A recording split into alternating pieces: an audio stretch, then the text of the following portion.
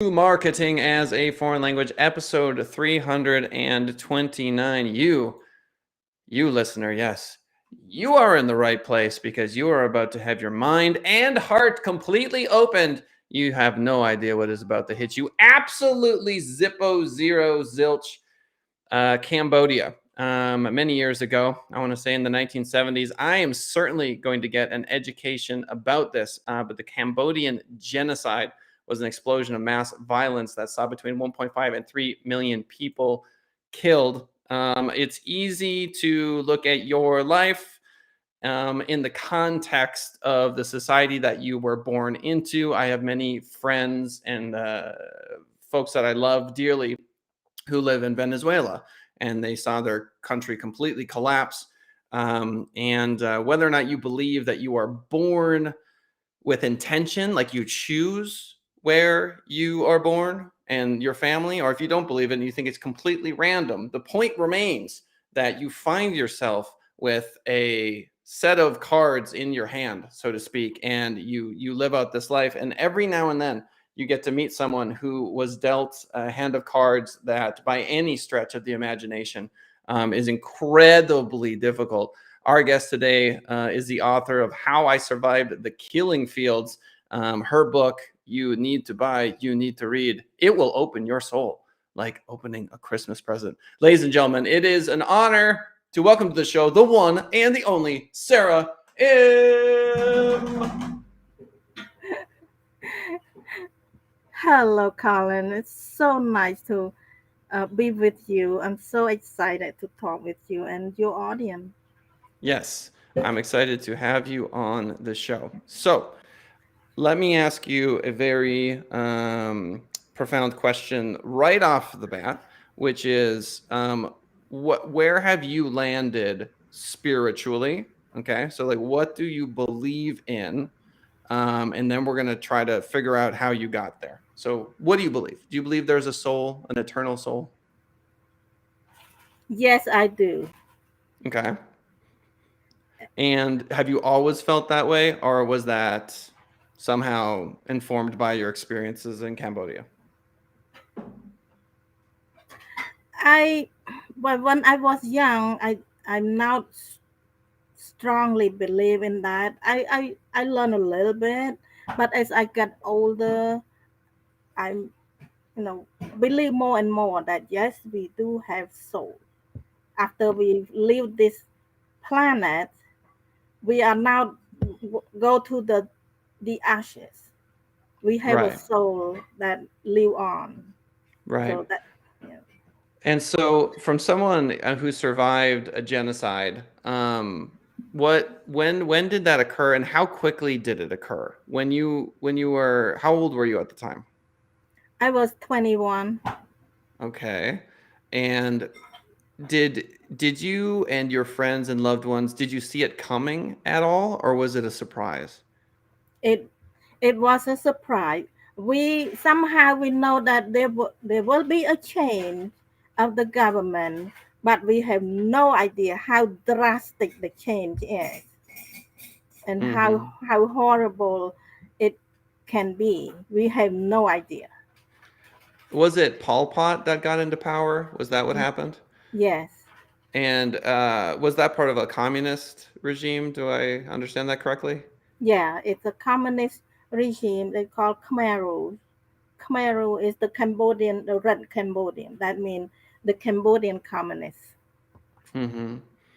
And and when they got into power, I mean, how do things fall apart that quickly? Can you help me just explain? Can you help me understand what it's like living through that? Like, what happened?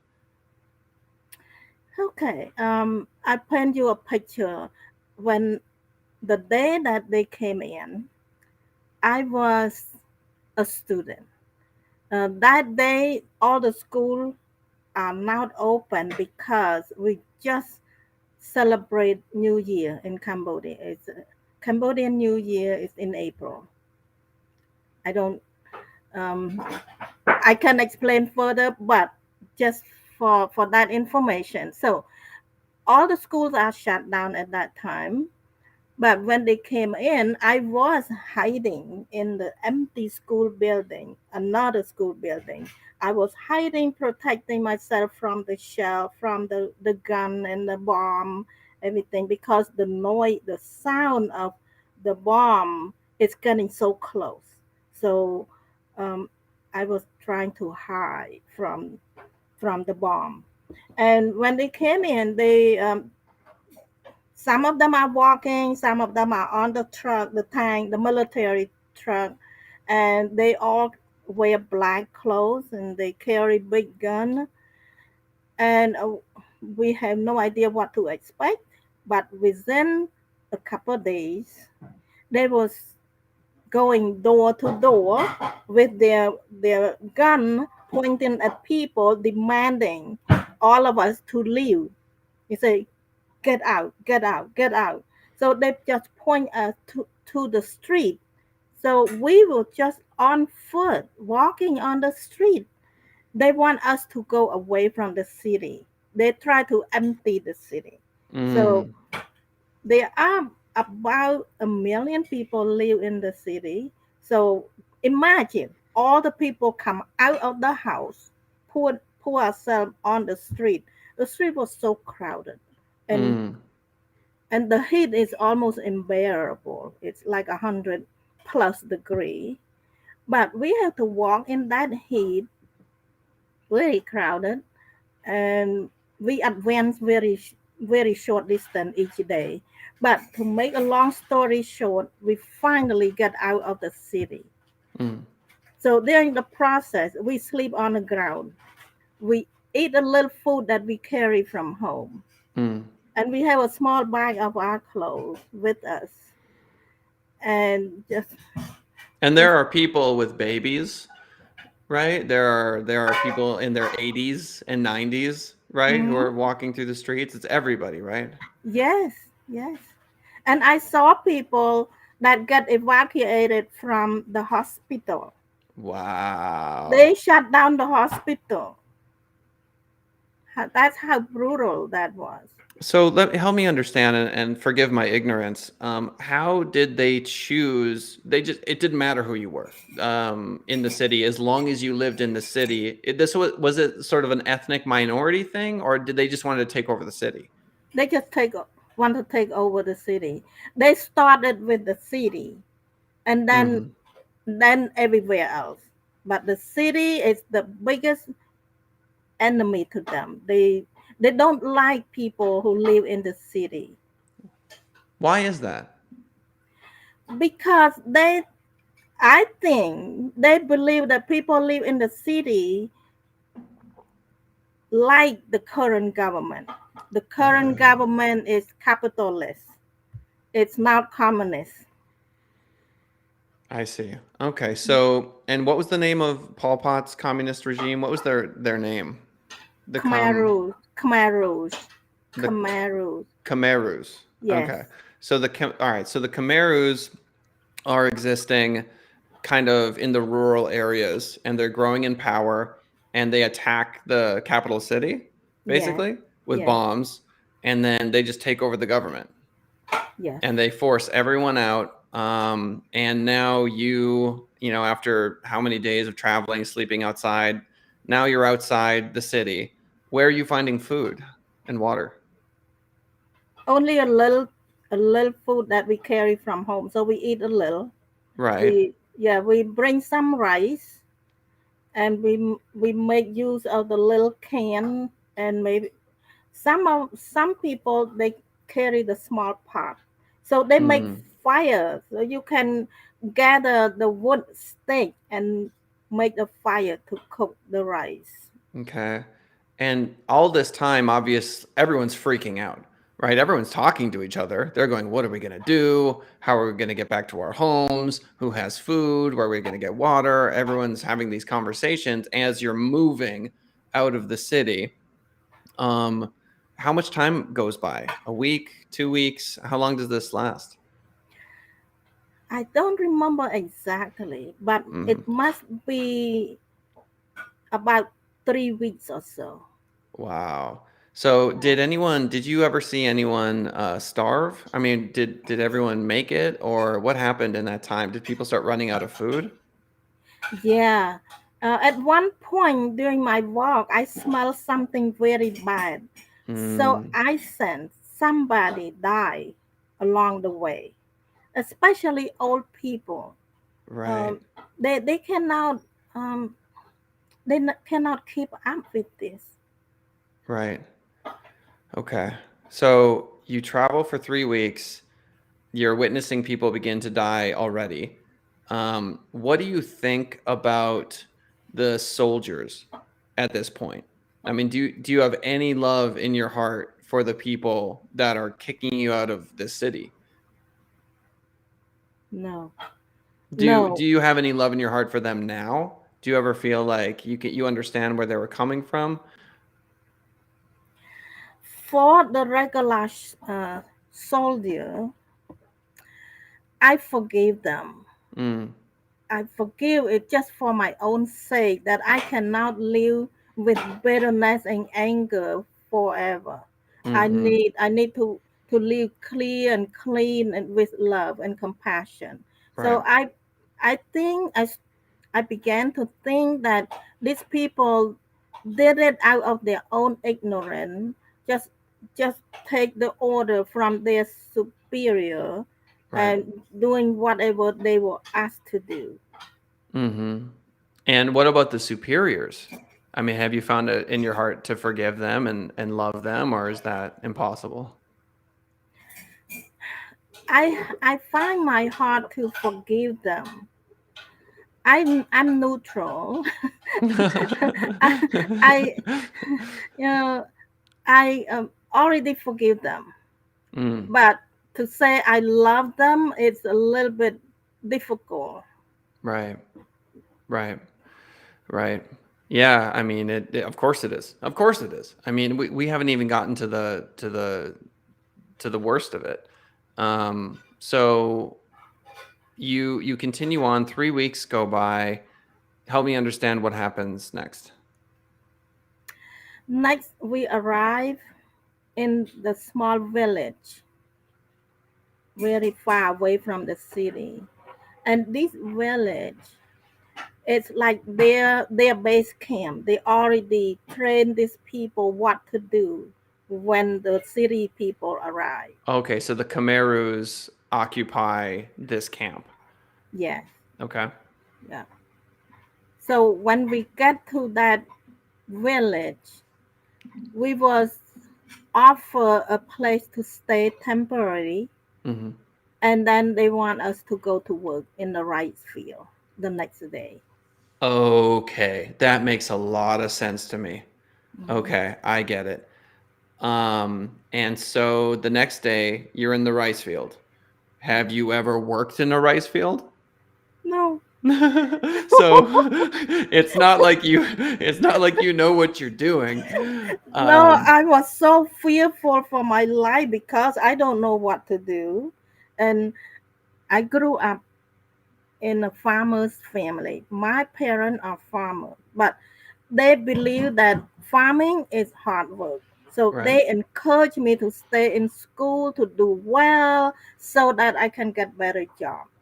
So that's my background. So they did not train me to do anything in the farm.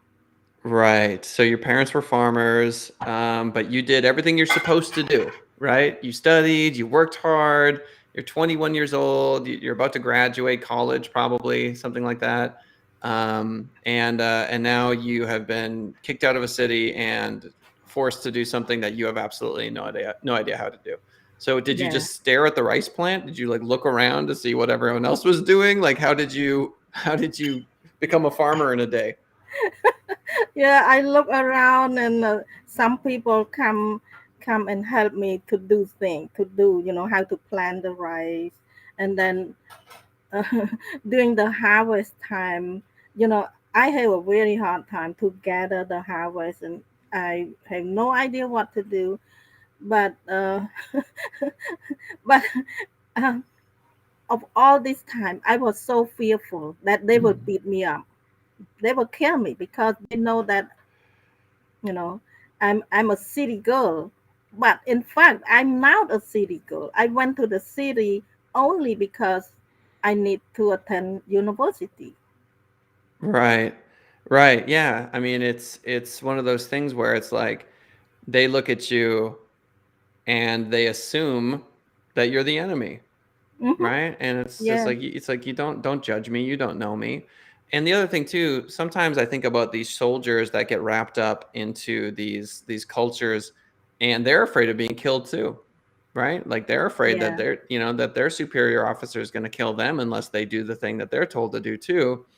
And so you can have a soldier.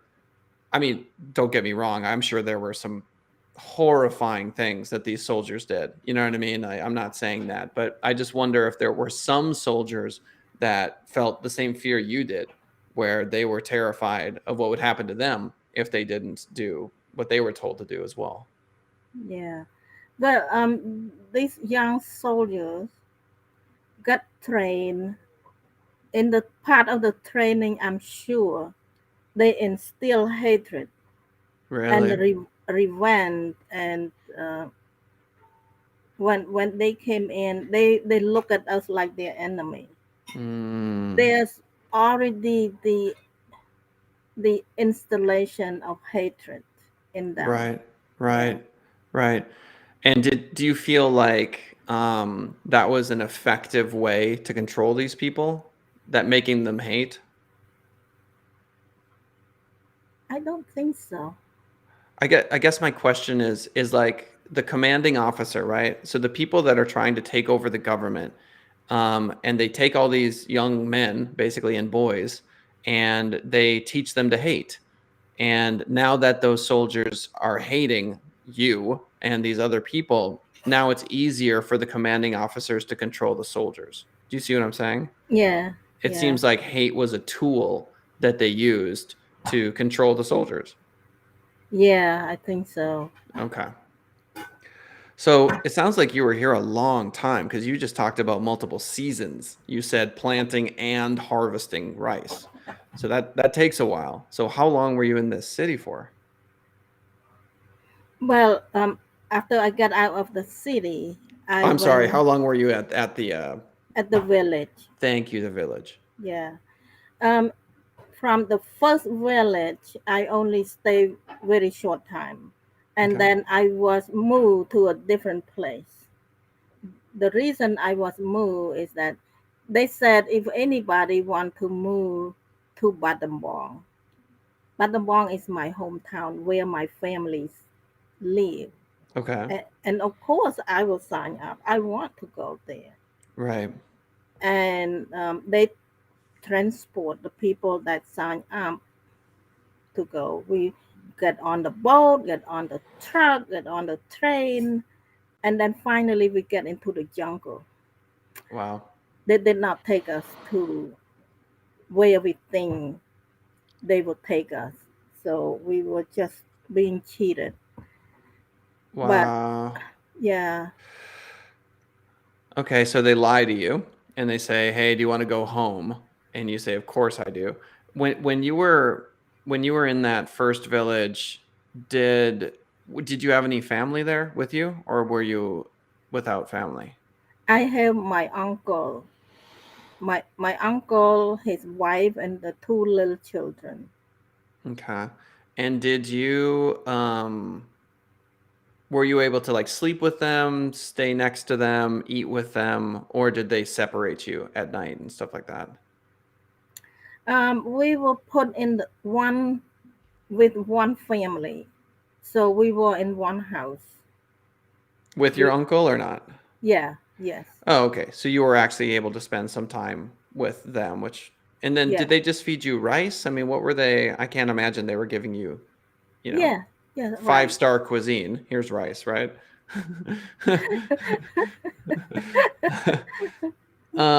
And all this time, did you ever witness anyone try to run away? Did anyone try to escape? I did not remember, but Okay. but there is no place to escape to. Right, where It, are you gonna go? yeah, Right. there are armed guard everywhere. wherever you go, there's somebody with the gun on their shoulder, ready to shoot if if they see anybody try to run. Right. Did you Yeah, say anyone get killed at that time? not personally, Okay. no. Did you hear about it? Hmm. Yeah, Okay. So, okay. So, did you spend every day, all day just working? Is that what they had you do? Just get up and work and keep working yeah, and yeah. When I got to the next place, mm-hmm. there was another announcement that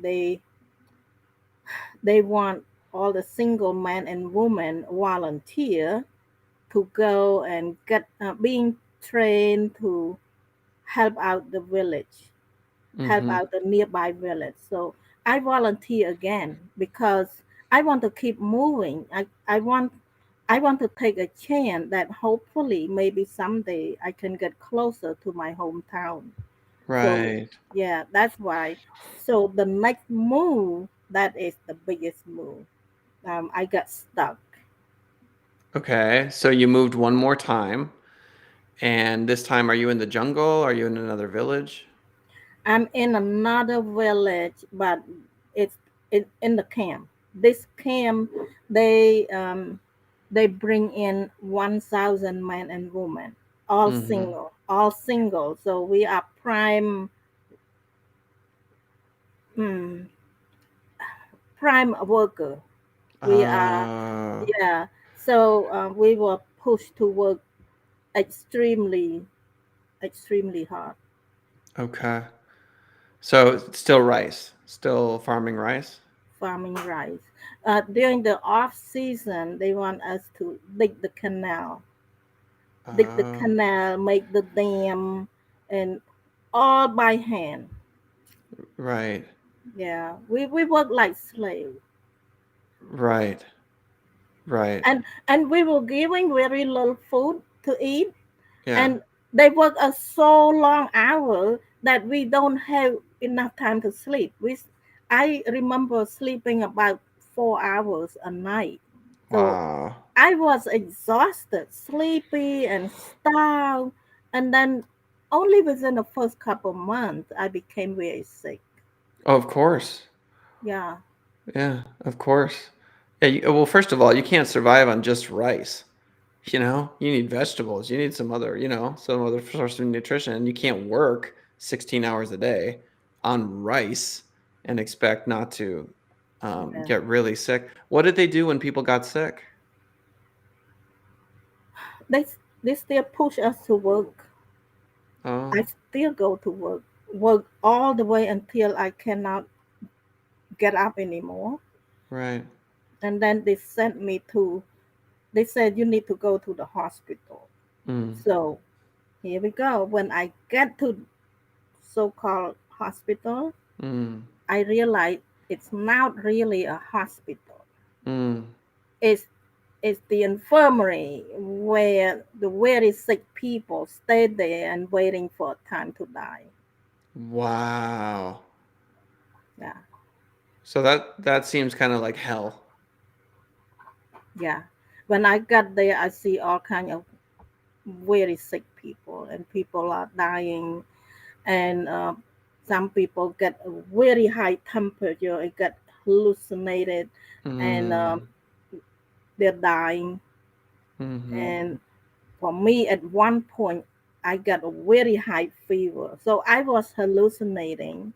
I was like having a nightmare. I hear the Mm, voice, I hear the noise that people are talking bad about me and all that. It's all in my hallucination because mm-hmm. my temperature was too high. I have no idea how high that was. Right. But yeah, I almost died in that place. So, okay. So you're hallucinating, you're starved, you're sick, you have an incredibly high temperature. Um, did you feel like you had to fight to stay alive, or did you just want to die? I had to fight to stay alive.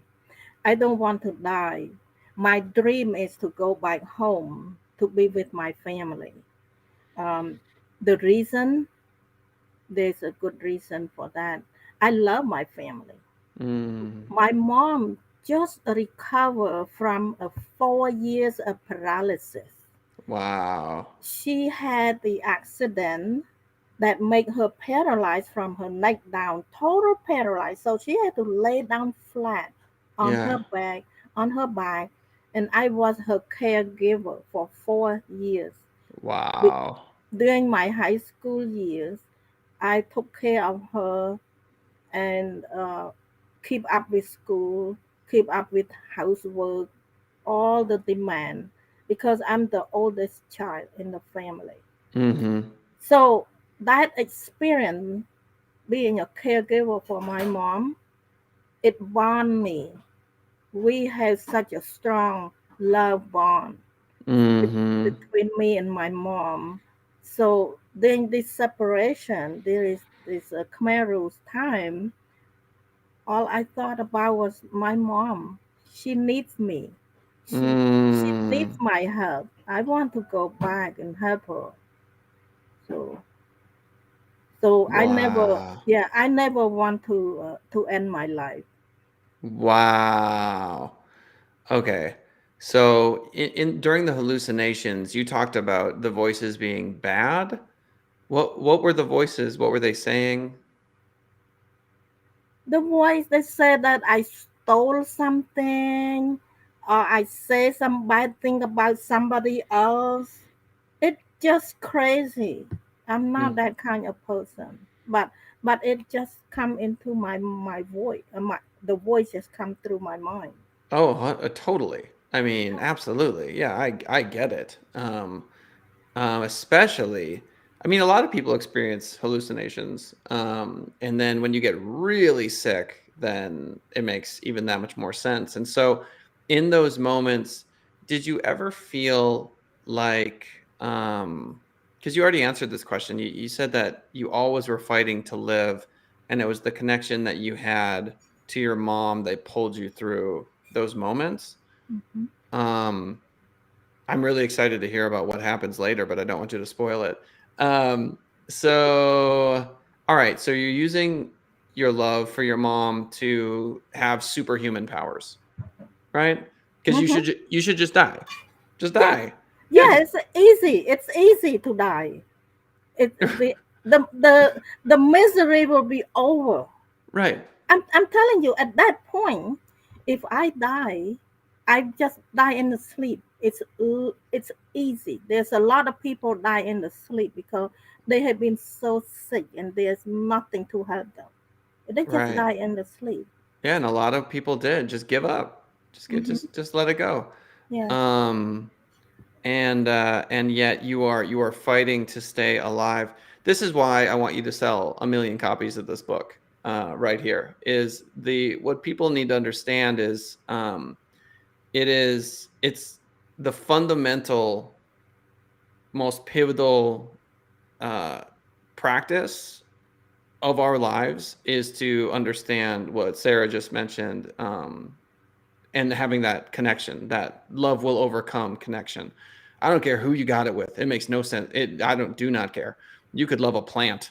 Yeah, I don't know if you do that much, but it could be anyone. And when we talk about, and Sarah, I'm going to bring this back to business and marketing just for a second. Um, People don't realize that the love that you have for your friends, for your family, for your coworkers, for your clients, this is what drives business. It does. It drives business. And so, if you want to talk about legitimate marketing, growing a business, hey, guess what? I know it doesn't seem like love is the foundation of those things, but running a business is can be incredibly difficult and stressful, and you lose sleep, and it's scary, and it's all this stuff. And so, you better have love in your heart. You better have it. And so, when it comes to your story and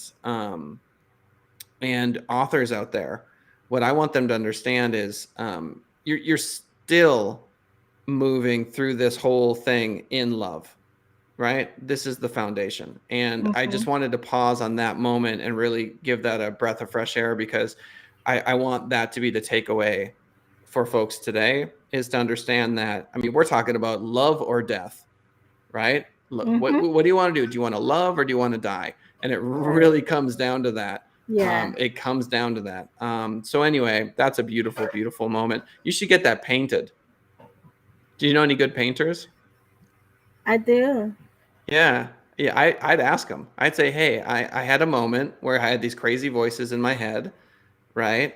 And I was about to die and I had a strong fever, and it was my love for my mom that got me through that. I think that'd be a gorgeous painting. Mm. Yeah. Yeah, good idea, Colin. Yeah. And then have you heard of NFTs? NFT. They're called Uh, non-fungible tokens. oh, I learned So something new today. yeah, let me tell you just real quick a little bit about them. So there are people who are making a lot of money selling art, and they're digital copies of art. They're called non-fungible tokens. And I just listened to an artist on the Duncan Trussell Family Hour podcast who is a millionaire, multimillionaire, selling these non-fungible tokens. So anyway, my idea for you, Sarah, to go out in terms of marketing would be to go find a digital artist or a painter. You take a picture of it, get that art made, and then try to make it an NFT Okay. and get rich. We want Sarah to be rich. If you're not rich, you may already be rich, but more rich. I'm not rich. Okay, well, let's get you rich. All right, Yeah. people, you heard it here. Let's get Sarah rich. Okay, so that's gorgeous. All right. So do you make it? You make it out of the infirmary. How long were you in there? Probably about a month. Okay. About a month. I was praying. I was praying, ask God to help me to get out. Yep. Yeah. Yeah. So your prayers were answered. Yeah. When? About a few weeks into my prayer, I one morning when I woke up, I feel like I have a little bit extra energy, so I walk out from the infirmary. Mm-hmm. And when I got back to where the working people are staying, I met one young team leader. She's one of the kindest team leader that I noticed. So she took me in her group, and she says, you stay with me in my group. Mm. I'll find something for you to do. Oh, wow. So she's an angel. She is an angel. She must be sent by God that I pray to. And she not only keep me in her group, she said, you need to go to work in the kitchen. Mm. Kitchen. Mm. So I think God must heard my prayer. He hear my prayer, and he direct me to that kitchen. And when you work in the kitchen, it's not like working in the field. Mm-hmm. You work in under the shade, and you work less hour, and you have more access to food. Mm-hmm. So I start to feel better gradually. Wow. Yep. That is So okay. yeah. All So right. that's how I survived that one time period. Oh, okay. So yeah, I mean, it's like it is. Look, it's horrifying and incredibly sad and tragic and beautiful. You know what I mean? Mm, We know how the story ends. It's here you are talking to me. You know what I mean? So it's it's like horribly beautiful, if that makes any sense. mm, Um, so it's yeah, and for anyone going through incredible lows in their life, stories like this are so inspiring because they go, okay, well, she did it. I mean, I mean, it doesn't get any worse than that. I mean, that's pretty much as bad. I mean, where you're about to die and then your faith and your love pull you through to the next chapter, and then you survive and you make it, and that's incredible. You got to come back on the show, Sara. Like, we've got so many more episodes. I don't know, 6 more episodes? How many more episodes we need to get through this story? A lot. We're gonna need lots of episodes. It's 10:59. So we're gonna wrap this up in just a minute. What a beautiful, gorgeous story. People, if you're listening to this, come on. How I Survived the Killing Fields. It's on Amazon?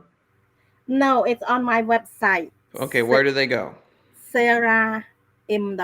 SaraIm.com. SaraIm.com. SaraIm.com. That's SaraIm.com, people. Sara Im. It couldn't be easier. It's 6 letters. What, you can't remember 6 letters? Yeah, so this how the book looked like. There you go. How I Survived the Killing Fields. A story of hope, love, and determination. Yeah, bingo. I mean, we just touched on that. You know, I mean, yeah, you want to talk about hope. You got to have lots of hope when you're about to die. Yeah, there's a million more questions I want to ask you. But yes, absolutely wonderful. Sara, is there anything else you want to tell the folks before we say goodbye for today? Well, you said it, Colin. You said it so beautifully.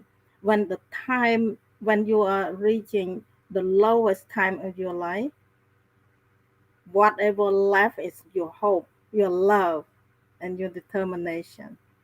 Determination to live. That's in my case.